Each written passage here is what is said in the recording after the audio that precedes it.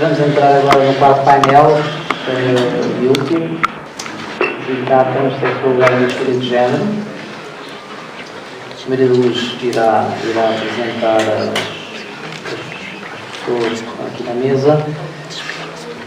Eu queria apenas agradecer aos participantes que serão apresentados antes de falarem e dizer algumas coisas. Ouvimos no último painel falar de crianças que desafiam visões binárias rígidas, voando pelos seus mundos livres. Vamos agora ouvir falar de pessoas transgênero ou com disforia de género. São pessoas que vivem a situação das descoincidências entre o seu género biológico e o seu género identitário desde a infância, mas que muitas vezes só têm coragem de afirmar a sua verdadeira identidade na adolescência ou idade adulta. A Amplos recebeu o pedido de apoio da primeira mãe com um filho transgênero pouco depois da sua fundação. Por acaso está sentada aqui ao meu lado. Esta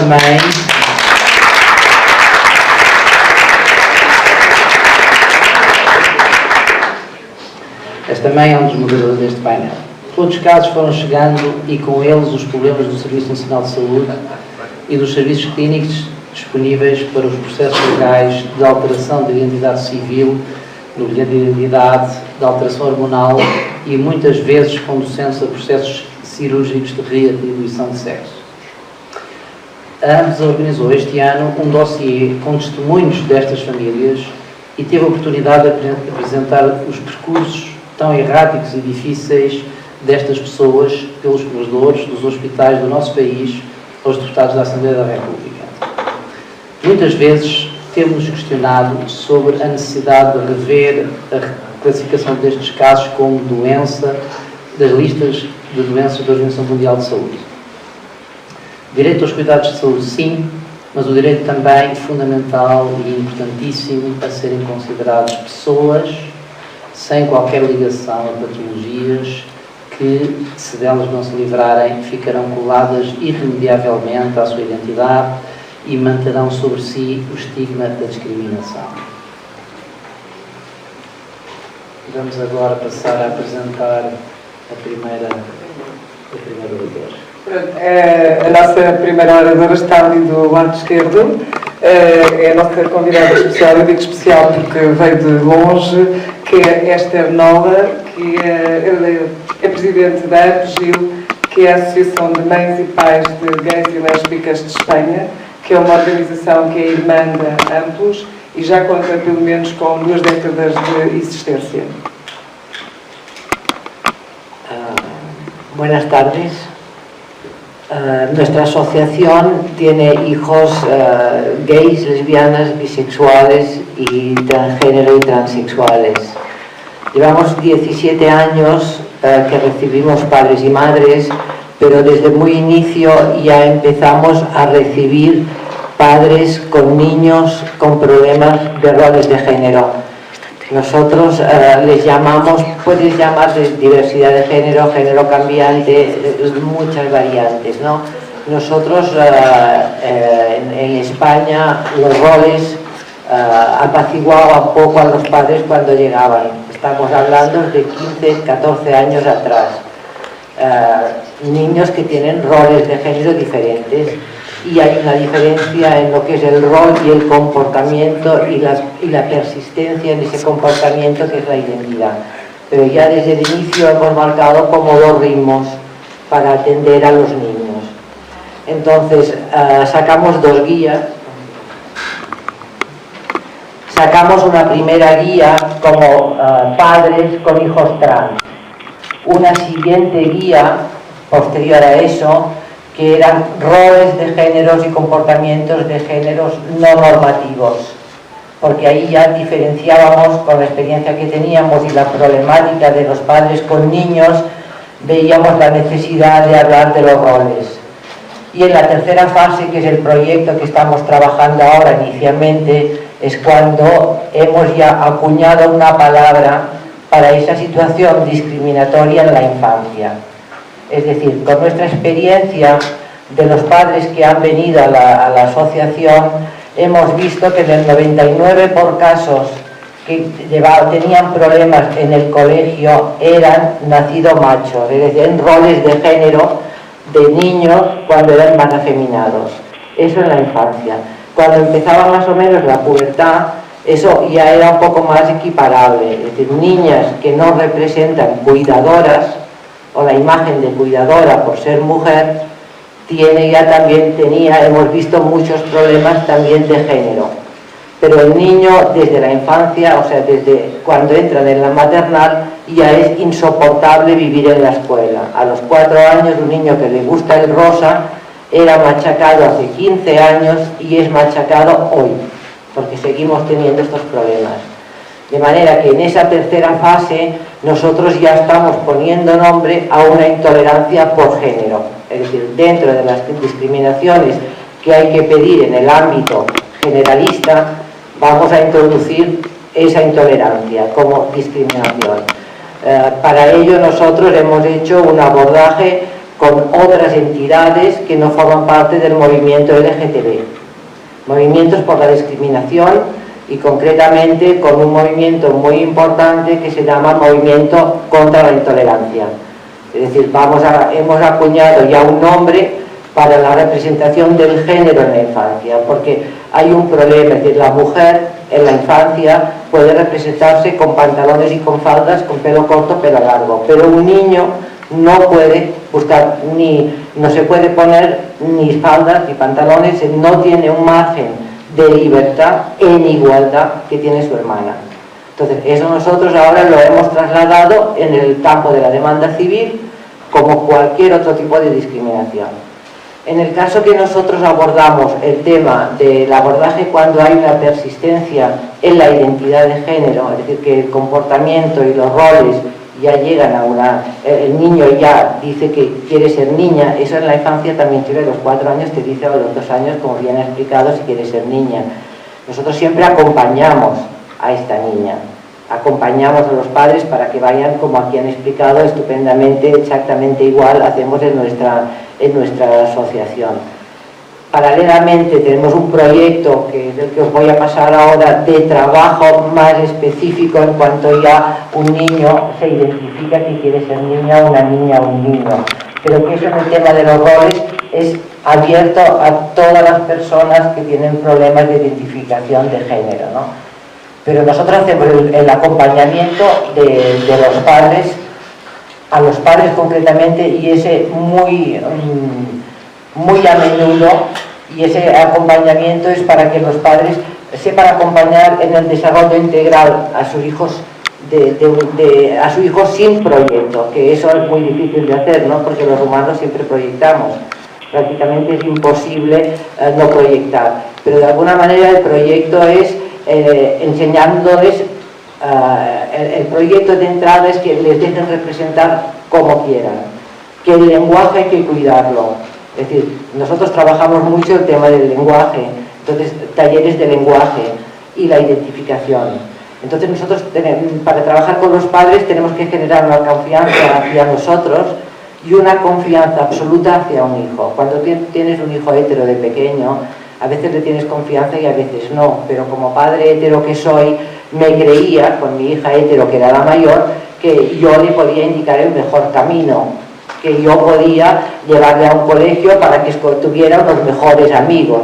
Yo creía que tenía una capacidad que cuando por suerte tuve un hijo gay, vi que los padres no tenemos ninguna capacidad, que lo mejor que podemos hacer los padres es acompañar a nuestros hijos y que ellos, teniendo confianza, puedan escoger sus amigos, su carrera y su trabajo, ¿no? Entonces, tenemos que generar confianza hacia los hijos, complicidad con los hijos y complicidad con Angie. Y luego intentar dar mucho conocimiento de lo que se habla, porque si tenemos conocimiento tenemos seguridad, y si tenemos seguridad tenemos empoderamiento.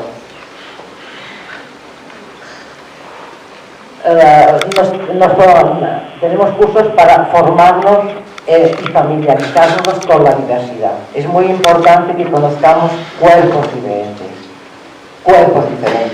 La intersexualidad es algo que nosotros llevamos muchísimo tiempo en España. Anualmente solicitamos los protocolos de intersexualidad de las maternidades Y os tenemos que decir que si llevamos 8 años, cada año pidiendo los protocolos, no responde nadie, exceptuando el protocolo del clínico, que es la maternidad en Barcelona, es un centro importante, que si leéis el protocolo es peor que una redacción de parvulario de un niño. Es tremendo, ¿no?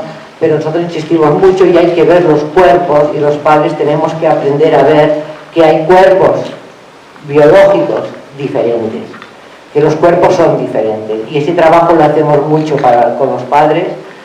El género, hablamos del género, otra vez del lenguaje, el autoestima hay que reforzarla mucho, y aprender algo muy importante, aprender, y eso tanto a los padres pero sobre todo a los niños, a querer su propio cuerpo.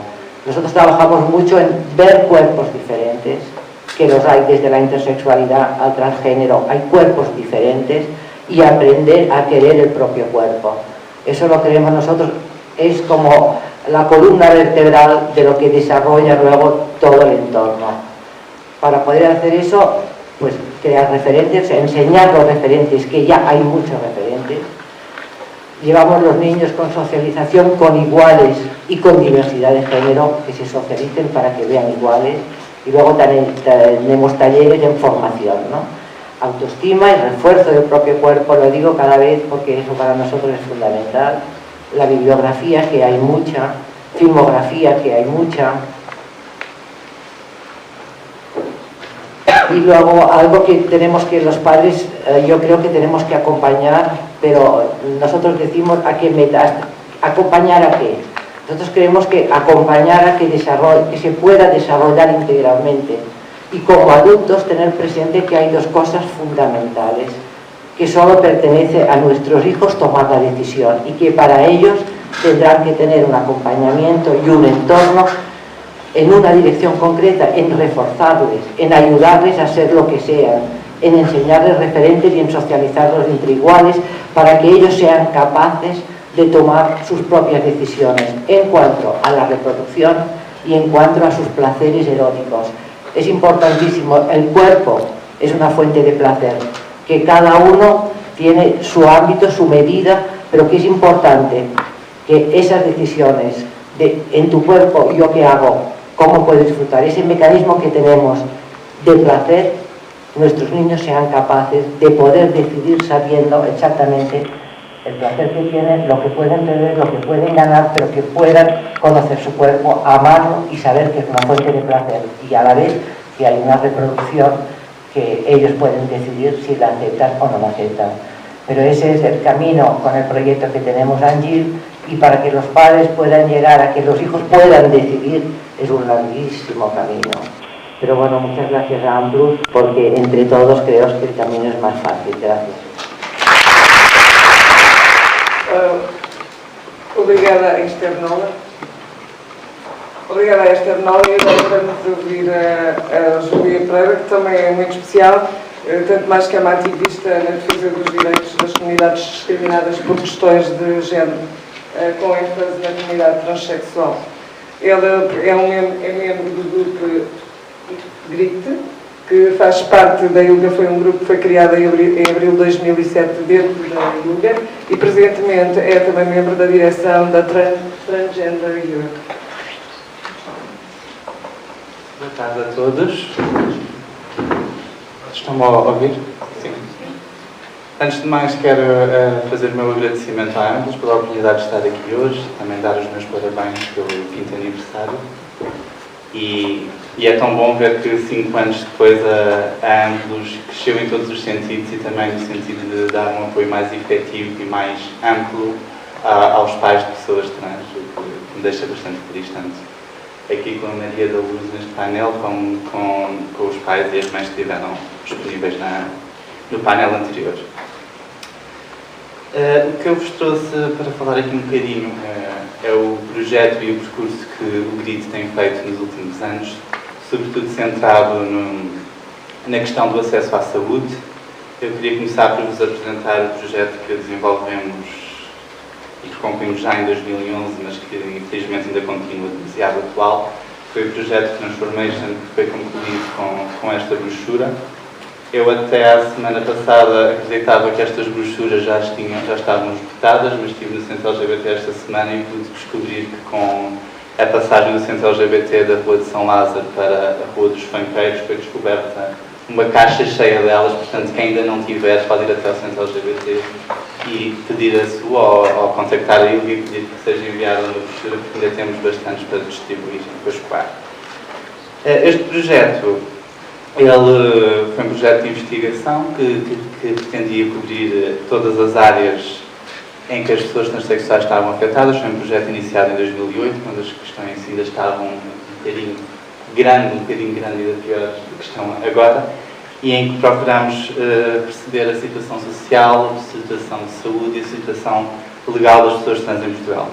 Em relação à questão legal, tivemos um desenvolvimento em que culminou na Lei de Identidade de Género. Portanto, os objetivos deste projeto foram amplamente cumpridos com essa alteração legislativa. A questão social, ainda continuamos a tentar tomar impulso até hoje. E, sobretudo, na questão de saúde, é que este projeto se tornou chave, ao ser realmente a primeira análise que foi feita a como é que as pessoas trans são cuidadas e como é que têm acesso à saúde em Portugal, nos cuidados tão específicos que necessitam. Como eu disse, este projeto já foi feito entre 2008 e 2011, portanto não pudemos ter a perspectiva das equipas do Porto, que ainda existiam na altura, que a doutora Zélia será uma representante, mas pudemos avaliar tanto a equipa de Santa Maria e de Júlio de Matos aqui em Lisboa, como a de Coimbra, sendo que a de Santa Maria foi sempre um problema, porque um dos profissionais dizia que não participava em coisas da ILGA. Portanto, enfrentámos, e eu conto sempre esta história para demonstrar como enfrentámos a discriminação e a dificuldade em aceder aos profissionais de saúde por sermos a ILGA, por sermos uma associação que estava a querer abordar a perspectiva da saúde e do acesso das pessoas trans à saúde de uma perspectiva dos direitos humanos. E essa é, sobretudo, a minha perspectiva e é aí que quero chegar mais concretamente nesta minha intervenção. Eu quero só, em relação à ILGA, vocês podem contactar os resultados deste projeto, como eu já disse, e fazer o acrescento que neste momento estamos com um projeto que se chama Saúde na Igualdade, que é uma continuidade, de certa forma, do Transformation, mas que não se restringe às questões trans, é um projeto LGBT, que está a tentar compreender o acesso à saúde de todas as pessoas LGBT, sendo que na área específica trans está a tentar dar uma continuidade muito direta ao projeto Transformation e perceber melhor como é que se está a passar neste momento o acesso das pessoas trans aos cuidados específicos. E sobretudo à questão que ambos também têm acompanhado, da transição dos serviços cirúrgicos do Hospital de Santa Maria para os hospitais universitários de Coimbra, que não está a correr tão bem como gostaríamos todos. Não é? Voltando à perspectiva de direitos humanos e acesso à saúde por parte das pessoas transexuais, queria só dar algumas notas que poderíamos discutir depois. Neste momento, e esta é a parte em que trabalhamos mais, é a parte de intervenção política, a parte reivindicativa, em que o GRID é um grupo de reflexão e intervenção, portanto o nosso trabalho é refletir com as pessoas trans as situações que elas vivem, as situações que estão bem, mas também as que estão mal, e com isso poder basear uma intervenção na sociedade, não é? E em relação às questões de saúde, neste momento a nossa grande intervenção é baseada no pressuposto da despatologização, sendo que neste momento a transexualidade e todas as situações relacionadas com a identidade de género e expressão de género continuam a ser patologizadas, continuam a estar dentro dos manuais de saúde classificadas como perturbações mentais. Isto acontece tanto no DSM, no manual editado pela Associação Americana de Psiquiatria, como pela Organização Mundial de Saúde na Classificação Internacional de Doenças. A este pretexto, houve uma campanha a nível global que foi iniciada no mundo mas de 2009, que foi o Stop Transcapital Legislation, baseada justamente em Barcelona, na Catalunha, e que foi o primeiro movimento a pôr a questão da despatologização em foco. Não é?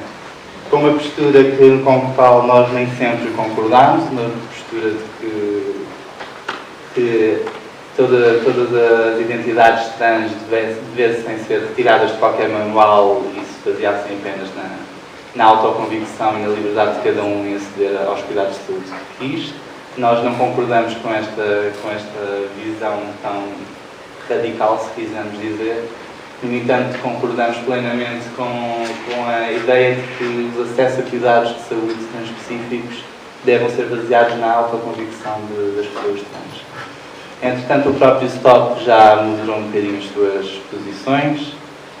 O STOP estava sobretudo baseado na retirada das menções trans do DSM, que saiu em 2012, não saiu em 2013, era suposto que saiu em 2012 e saiu em 2013, mantendo a patologização da identidade de género e das questões relacionadas como uma perturbação mental, e neste momento o nosso foco passou a ser não tanto o DSM, mas a Classificação Internacional de Doenças, da qual saiu este ano o primeiro draft de estudo, em que vai haver um programa alargado de avaliação do que está feito e do que poderá ser a nova classificação de doenças, que irá sair em 2017.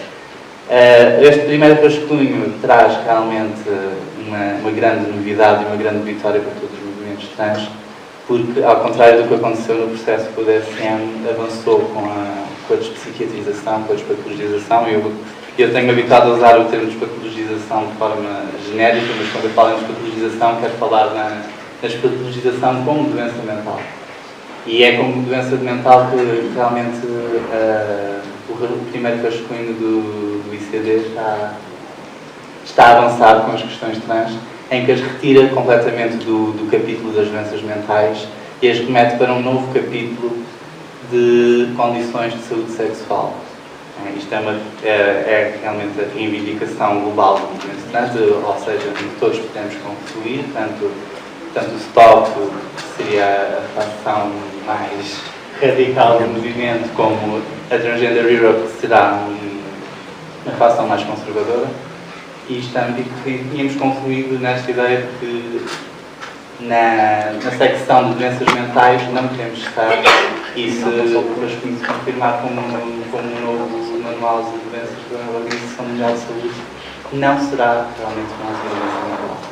E para concluir, fazer só a salva, que é aquilo que vai ser o nosso foco agora, não só manter esta perspectiva que a equipa da divisão do ICD está a propor de despatologizar enquanto doença mental, mas também que abandonem isto, quero fazer este acrescento tendo em conta o painel anterior que tivemos, em que seja abandonado a classificação não como doença, mas como condição de saúde da diversidade de género na infância. Estávamos a lembrar do nome específico.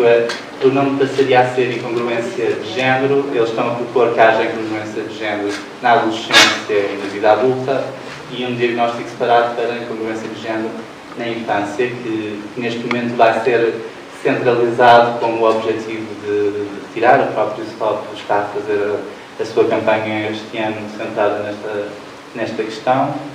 Justamente de hoje a 8 dias será o dia de mobilização do STOP, o dia contra a despatologização, que será centrado nesta ideia. Não sei se eventualmente haverá aqui alguém do STOP que nos possa dizer o que é que vai acontecer, porque ainda não foi divulgado nada e eu gostaria imenso de saber o que é que vai acontecer. Mas o foco agora realmente é que não haja este diagnóstico específico para a infância, porque, como nós concluímos e compreendemos no painel anterior, não é necessário que haja um diagnóstico específico, porque o que é necessário é que criemos formas e condições para que as crianças transgênero, possam ser quem elas são e viver a sua diversidade de género à vontade, para quando chegarem assim à puberdade e à adolescência poderem tomar as suas opções e aceder aos cuidados específicos que sejam mais adequados para elas. Não é? E garantir que elas não sejam estigmatizadas num diagnóstico demasiado fechado, que as possa até encaminhar para um caminho que não seja realmente aquele que tomariam de outra forma. Muito obrigada. Vamos ouvir a Sandra Palma Caleiro, que é socióloga e é doutorada em Sociologia pelo ISCTE, que apresentou recentemente o seu doutoramento nesta área de transgêneros, uma abordagem sociológica da diversidade de género. Esteve também ligada a uma equipa do projeto de investigação Transsexualidade e Transgênero, Identidade e Expressões de Género, entre 2007 e 2010, um projeto que foi desenvolvido pelo Centro de Investigação e Estudos de Sociologia do ISCTE. A Sandra, eu quero agradecer aqui à Sandra a amabilidade, portanto, do fundo do coração, porque foi ela que acompanhou a ambos pelos passos da Assembleia da República para apresentar aos deputados o dossiê com os testemunhos das famílias de transgêneros.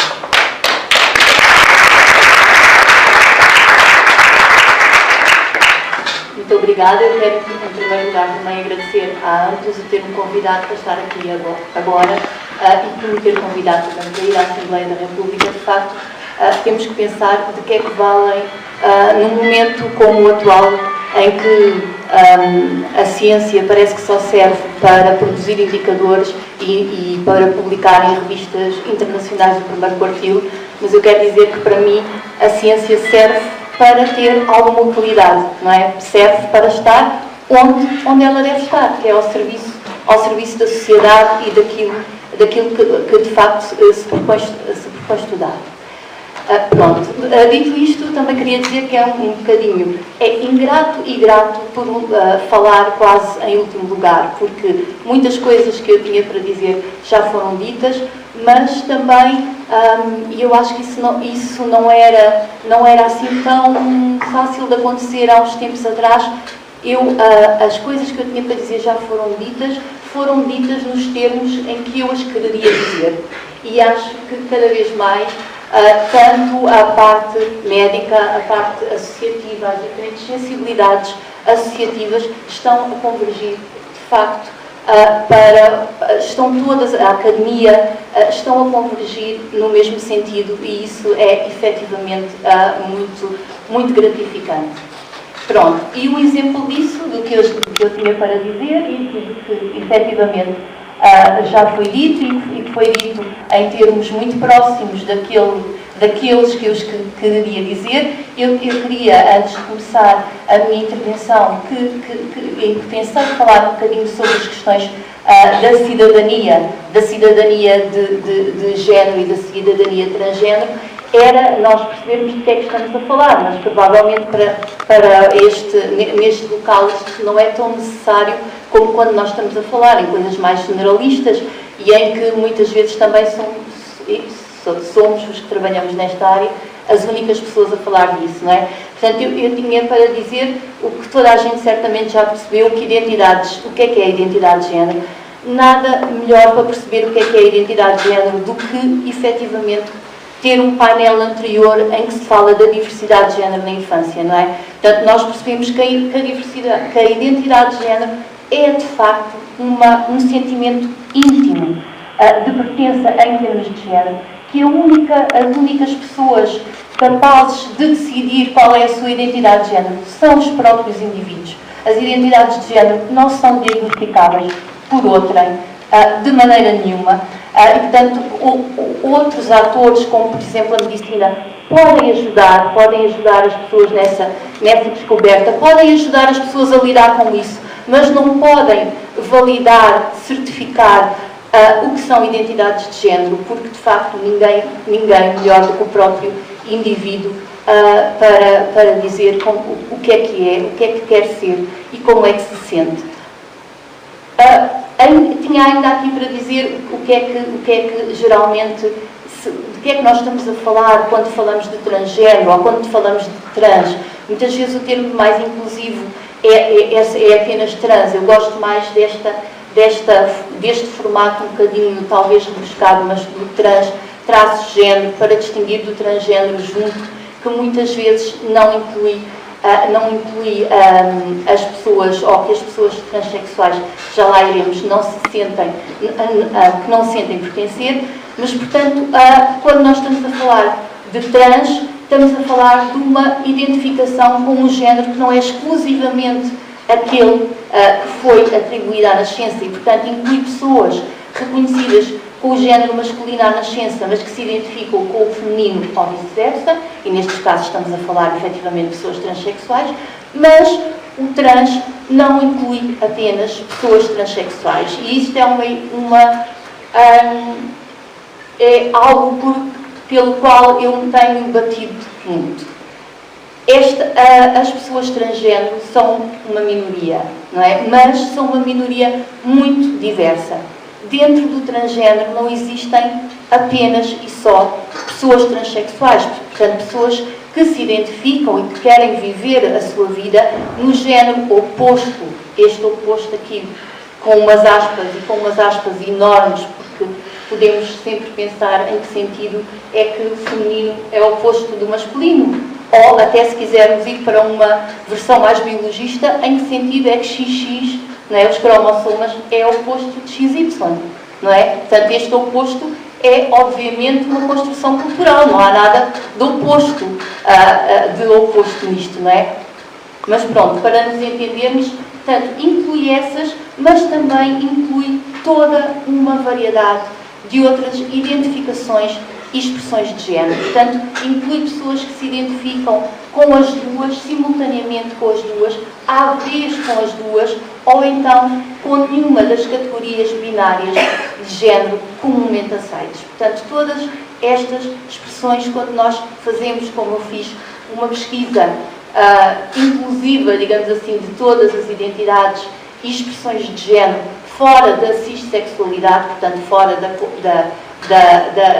consonância entre o sexo que foi atribuído à nascença e o modo como uma pessoa se sente e se deseja expressar. Portanto, quando nós vamos para fora do cisgênero, o que nós temos é uma enorme diversidade de identidades, de modos de vivência de género, de expressões de género e de estéticas corporais. E, portanto, quando nós pensamos, que era a minha preocupação aqui, no que é que poderia ser uma cidadania de género ou uma cidadania de transgénero, temos, obviamente, que ter em conta, as necessidades, os sentimentos, os desejos das pessoas transexuais, mas também não podemos, com isso, deixar de parte toda uma outra variedade de expressões de género. Aliás, o painel anterior também foi muito elucidativo nesse sentido. Tivemos apenas 2 depoimentos, não é? E já tivemos já conseguimos perceber ali, sem querer de maneira nenhuma catalogar nada, perceber 2 expressões diferentes, não é? O João, que não tem nenhum problema em que lhe chamem João, não é? Mas que se identifica com o feminino, não é? Com aquilo que culturalmente é o feminino. E depois temos o caso da outra criança que efetivamente queria ser tratada no feminino, em termos de nome, de género gramatical, etc. Portanto, temos que ter em conta toda essa diversidade de identidades e expressões de género. Queria ainda dizer que, embora se fale no transgénero em termos das ciências sociais, nós também falamos, claro, transexualidade, transgénero, evidente, para nos entendermos, mas aquela que será conceptualmente a expressão, de facto, mais heuristicamente mais adequada, será efetivamente falar de diversidade de género, ou seja, colocando a população transgénero como uma parte e não à parte das questões de género. Ou seja, nós temos que pensar que há efetivamente uma diversidade enorme de modos, de identificações e de vivências de género e, portanto, o que acontece naquilo que nós chamamos o transgénero é que se trata de identidades e expressões de género minoritárias em termos sociais, não é? E como tantas vezes acontecem outras características da identidade que são minoritárias, que são discriminadas, não têm os mesmos direitos de cidadania que têm as outras pessoas, mas de facto é isto e acho que realmente quando vemos a diversidade de género na infância percebemos o quanto, afinal, simples isto é. Há modos muito diversos de viver o género. Portanto, se calhar eu passava isto só para dizer o que é que há para o transgénero, para além das pessoas, ou no trans, para além das pessoas transexuais, há pessoas que se identificam como crossdresser, como travesti, como andrógeno, como drag. Portanto, isto não é importante em termos das catalogações, em termos das categorizações. Isto é importante porque detrás disto estão, de facto, vivências e identidades de género diferentes e que também também devemos pensar inclusivamente nessa diversidade. Portanto, se houve alguma coisa que ressaltou da pesquisa, de que há pouco se falava, da pesquisa que foi realizada no Centro de Investigação e Estudos de Sociologia, no qual eu participei, foi a primeira pesquisa no âmbito das ciências sociais sobre estas questões em que nós entrevistámos e inquirimos mais de 50 pessoas trans, para além de muitas outras com quem contactámos. Se tivéssemos que dizer o que é que mais ressalta daí, é efetivamente a diversidade que é possível encontrar no universo das pessoas com expressões de género fora da cissexualidade, as quais são frequentemente tomadas como indiferenciadas, portanto, como um conjunto homogéneo. E, portanto, foi possível mapear, e foi isso que eu fiz, sobretudo na minha tese de doutoramento, foi mapear, através daquilo que as pessoas dizem que são e através de dimensões objetivas, de modos de vivência e de expressar o género, categorias diferentes. E outra conclusão ainda foi a diversidade interna que é possível encontrar em cada uma das categorias, não podendo ser concebidas e tratadas rigidamente. Mesmo a categoria que está mais estabilizada, que é a categoria transexual, mesmo dentro das pessoas transexuais, há realidades muito diferentes e que também têm de ser tidas em conta. Portanto, as pessoas transexuais, os homens transexuais ou as mulheres transexuais não são todos iguais, como é evidente, não é? Porque as mulheres e os homens também não, cissexuais, também não são todos iguais. E, portanto, porquê é que isto é importante? Isto é importante, nomeadamente, quando nós pensamos naquilo que eu gostava de trazer aqui, de que a Júlia também já falou, das questões que são chave para a cidadania, que é como é que isto pode ser acolhido, como é que esta diversidade pode ser acolhida em termos legislativos, em termos legais, das medidas legislativas, e também, importantíssimo, como é que esta diversidade, a diversidade que está contida na transexualidade e que está para além da transexualidade, pode ser incluída nos cuidados de saúde. Porque, atualmente, temos uns cuidados de saúde absolutamente focados na transexualidade, quando não na narrativa, aquilo que eu chamo a narrativa clássica da transexualidade, ou seja, aquela concepção de transexualidade que já vem, não é, de há muito tempo se vem consolidando aquela coisa muito padronizada e muito rígida das pessoas que nasceram no corpo errado e que têm uma repulsa pelo seu corpo e que são todas heterossexuais, tendo em conta o género com que se identificam, etc, etc. E, portanto, a realidade é, obviamente, muito mais complexa do que isto. E, portanto, os cuidados de saúde transespecíficos têm cada vez mais que estar abertos e têm convite a isso de todos os lados. Têm convites em termos das várias recomendações que vão saindo do Comissário para os Direitos Humanos do Conselho da Europa, sistematicamente vem alertando para estas questões, vem colocando isto no campo do possível e do recomendável a nível das práticas para os Estados. Têm um convite a isto, que também está muito aqui plasmado nesta cultura que a Júlia trouxe dos Standards of Care da WPATH, que são, no fundo, as referências para os cuidados de saúde das pessoas diversas em termos de género, que aliás já não estão, que se desfocaram de uma categoria específica e que agora abarcam aquilo que no inglês se diz non-conforming, e que nós temos alguma dificuldade com a tradução, mas que efetivamente para serem cada vez mais inclusivos, e é isso que efetivamente tem que começar a acontecer. Porque quando nós estudamos o transgênero, o que é que nós percebemos claramente? Alguma coisa que parece assim uma coisa do plano da fantasia, mas que efetivamente não é, e que vai fazendo o seu caminho e que certamente não levará assim tanto tempo como podíamos imaginar até que comece a ser considerado tanto teoricamente e academicamente como a nível político em termos gerais. É que não existem apenas dois géneros.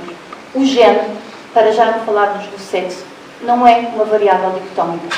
Não existe apenas masculino e o feminino que se excluem mutuamente. O feminino e o masculino não se excluem nada mutuamente. Excluem-se para algumas pessoas, para outras não. Para outras fazem composições individualizadas daquilo que é o feminino e daquilo que é o masculino. O que é que querem para si? O que é que querem para si das duas partes? Porque há quanto tempo o movimento feminista não descolou o sexo de género?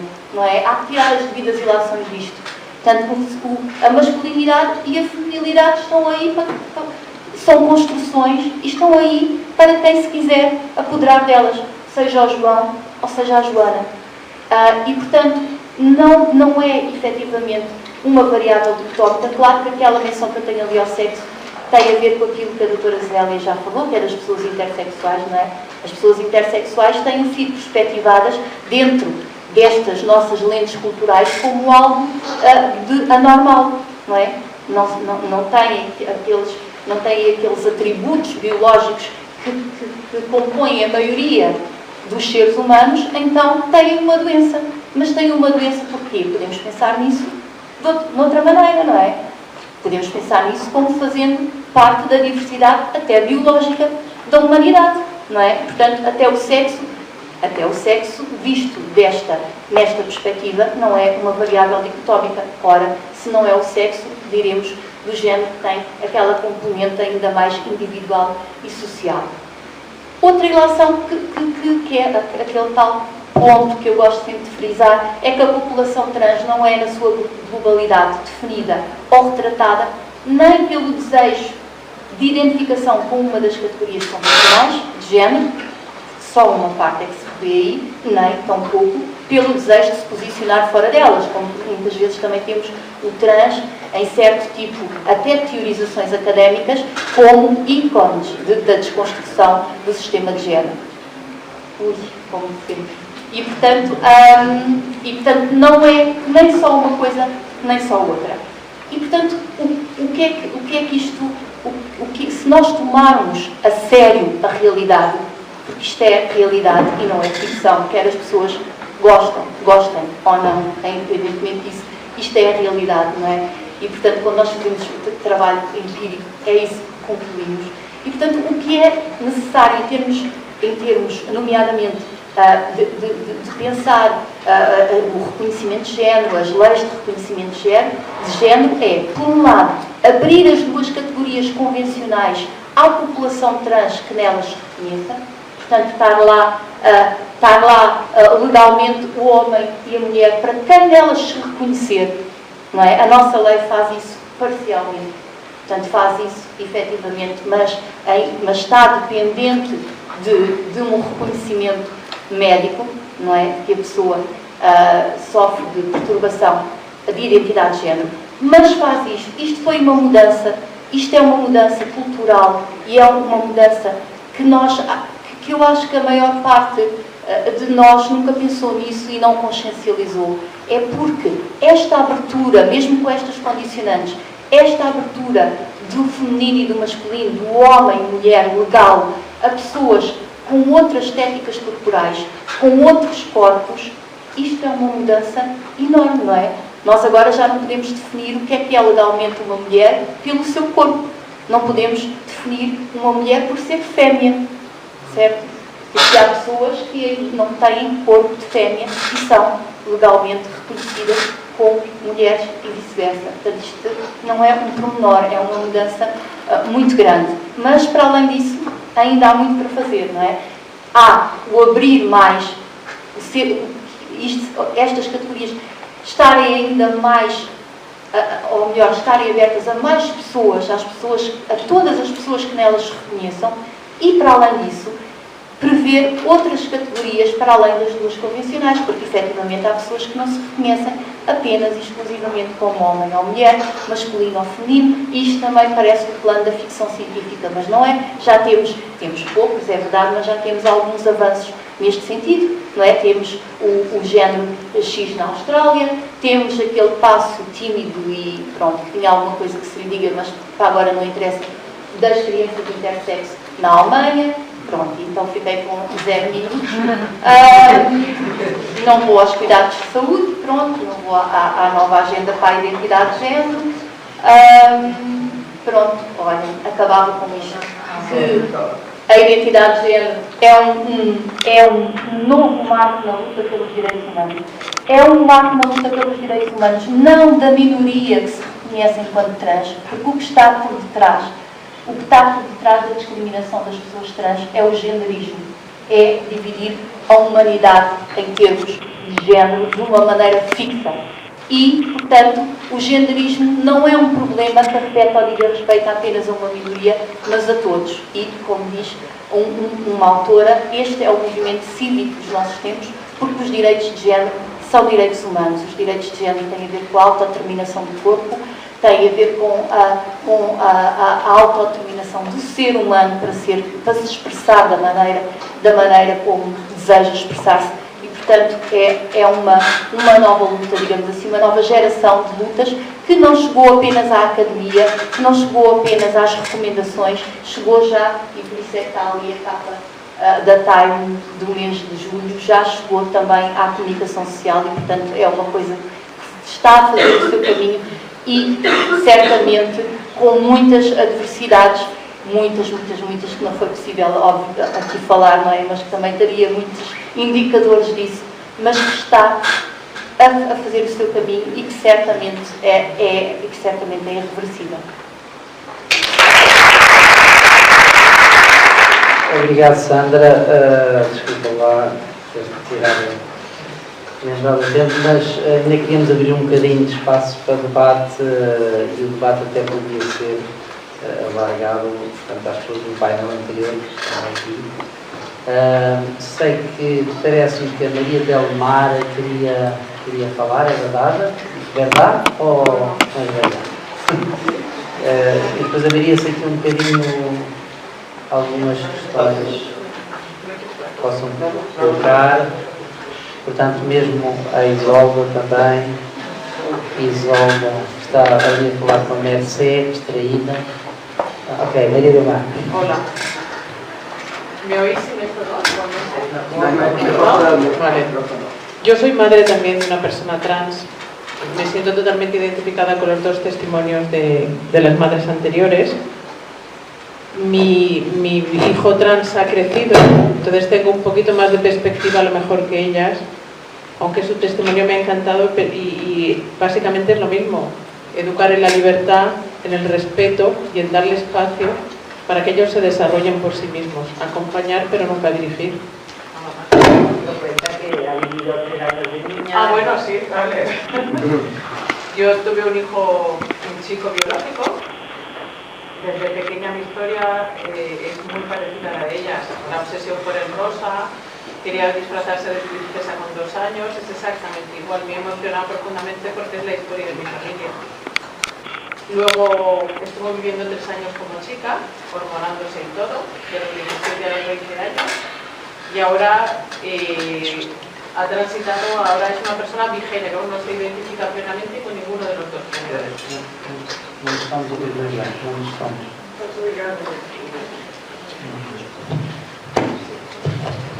repito otra vez todo. ¿Me habéis oído? Y creo que lo único que podíamos hacer su padre y yo era acompañarle en todos esos pasos, respetándole e intentando, dentro de lo que él quisiera, que fuera lo mejor posible. Pero no, nunca jamás dirigí. Y por eso me ha gustado tanto lo que ha dicho ella, que la transexualidad no es solo una. Dentro de eso hay una diversidad enorme. Gracias. ¿Alguien más quer colocar alguma questão? Luís. Yo quiero cuestionar, dos veces he escuchado el término de construcción, y siento que para mí la palabra, yo no soy sociólogo y no he estudiado el tema, pero desde el lenguaje popular, para mí construcción es como palabra elegir o decidir. Si se construyó este edificio, ¿por qué se construyó acá y no se construyó ahí? Porque se decidió y se fue. Entonces construir parece que se está así, entonces se puede construir en cierto sentido. Yo diría más descubrir si pueden explicar más por qué construcción. Luís, más perto del micrófono. Si pueden explicar más para el sentido de construcción, que no tenga el sentido de que parece que se puede elegir o decidir. Eso es lo que yo quisiera que se deje, que se puede comentar podría generar confusión a los padres que dicen ¿por qué se construye para acá? Si es más fácil que se construya para acá.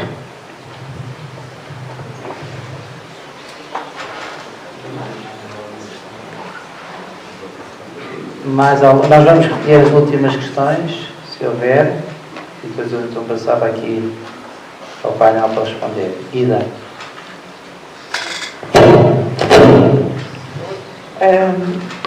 Eu há pouco queria fazer uma pergunta à Isolda, mas a mesa mudou muito rápido. E onde está a Isolda?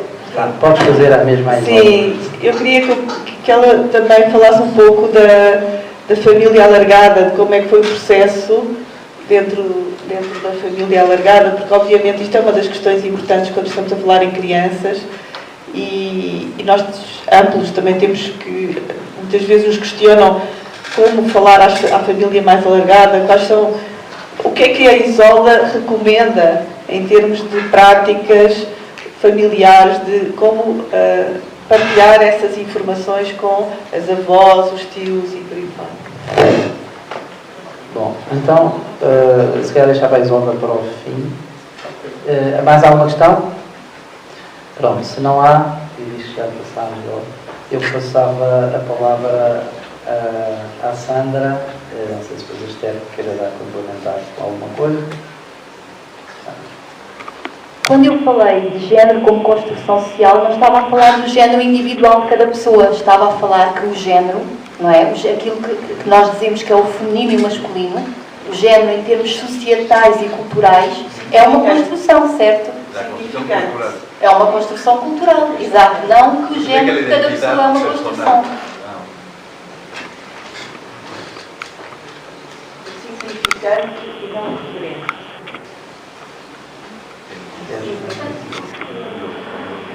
Isolda, ¿quieres responder agora?